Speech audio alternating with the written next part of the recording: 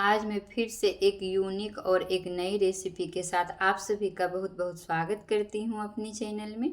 और आशा करती हूँ कि आप सभी बहुत ही अच्छे से होंगे, स्वस्थ होंगे, बिल्कुल मस्त होंगे। तो क्या आप लोगों ने कभी भी घी में चीनी डाल करके एक यूनिक सी रेसिपी बनाई है? अगर नहीं बनाई है तो आप सभी मेरी पूरी वीडियो को फ्रेंड ज़रूर देखिएगा। और घी में चीनी डाल करके इस रेसिपी को अगर आप बनाएंगे तो बहुत ही स्वादिष्ट डिजर्ट बन करके तैयार होता है। तो इसके लिए आप सभी को मेरी पूरी वीडियो देखनी होगी, आप स्किप नहीं कीजिएगा वीडियो को। तो इस तरह से सबसे पहले लेनी है एक मोटे तले की कढ़ाई, और कढ़ाई को गैस पे चढ़ा देना है। और जब कढ़ाई गर्म हो जाए तब उसमें डाल देना है घी को, और जब घी गर्म हो जाए तब इस तरह से डाल देना है चीनी को, और इसे मीडियम टू लो फ्लेम पर चलाते रहना है और घी के साथ चीनी को भूनते रहना है। तो इसे छोड़िएगा नहीं, इसे चलाते ही रहिएगा ताकि पैन में ये चिपके नहीं, जले नहीं। अगर थोड़ा सा भी जल जाएगा तो इसको स्वाद खराब हो जाएगा, तो इस बात का ध्यान रखिएगा। तो इस तरह से चलाते चलाते जब यहाँ पे 6-7 मिनट हो जाएगा तो चीनी बिल्कुल भी यहाँ पे घी में मेल्ट होने लगेगी।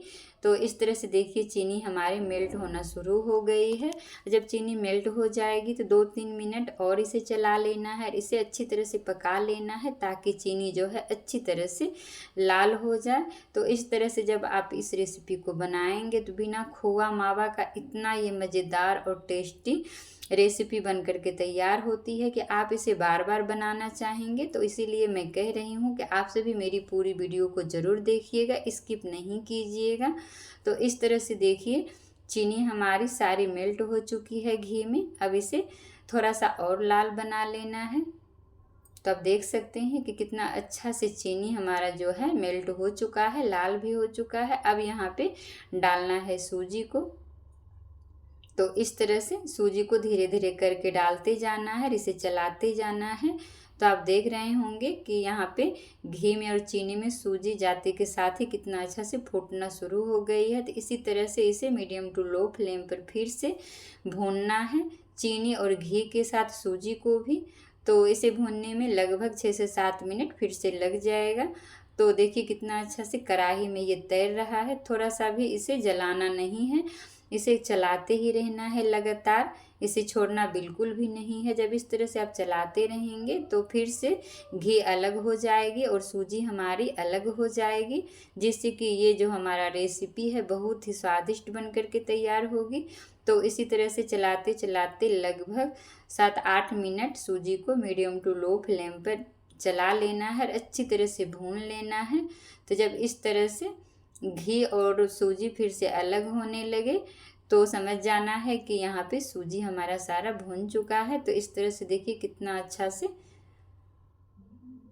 ये भून रहा है, थोड़ा सा भी ये तले में नहीं चिपका है और घी भी छूटने लगा है। थोड़ा सा और इसे लाल कर लेना है, उसके बाद आगे मैं दिखाती हूँ। अगर आप लोगों ने कभी भी इस तरह की रेसिपी बनाई है तो आप सभी कमेंट करके हमें ज़रूर ही बताइएगा फ्रेंड्स। तो इस तरह से देखिए चलाते चलाते लगभग 7 से 8 मिनट हो गया है और इसे मीडियम टू लो फ्लेम पर ही भूनिएगा। तो देखिए कितना अच्छा से सूजी भी लाल हो चुकी है और घी भी इधर छोड़ने लगा है।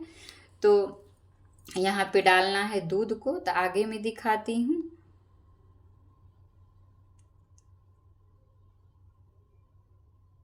तो इस तरह से अच्छी तरह से इसे पहले भूनना है, तो आराम से ही भूनिएगा इसे मीडियम टू लो फ्लेम पर।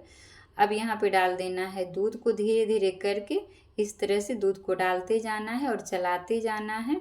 तो जब आप दूध को डालेंगे तो सूजी में थोड़ा सा लम्स आ जाएगा, लेकिन घबराने की कोई बात नहीं है। तो इस तरह से चलाते रहना है। यहाँ पे मैं इस गिलास से 1.5 गिलास दूध का इस्तेमाल की हूँ। तो इस तरह से देखिए चलाते चलाते यहाँ पे जब 4-5 मिनट हो जाएगा तो सूजी में जो लम्स पड़ा है वो बिल्कुल भी ख़त्म हो जाएगा और बिल्कुल दूध में घुल मिल जाएगा। तो आगे आगे मेरी रेसिपी को देखते जाइएगा फ्रेंड्स। ये बहुत ही स्वादिष्ट बिना खोए मावा का खोए मावा के स्वाद में बन करके ये डिजर्ट तैयार होता है।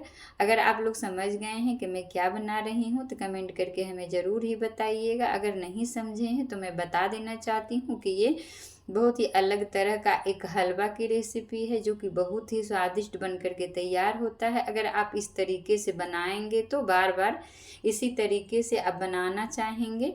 इतना ये स्वादिष्ट बन करके तैयार होता है, कोई भी परेशानी नहीं है। ये बहुत ही आराम से बन करके तैयार होता है। तो इस तरह से इसे चलाते चलाते सारा दूध सुखा लेना है। तो इतना ही दूध में सूजी हमारी अच्छी तरह से फूल जाएगी, पक जाएगी। तो इस तरह से 1.5 गिलास में दूध का इस्तेमाल की हूँ। तो इस तरह से चलाते चलाते लगभग 5-6 मिनट और इसे पका लेना है।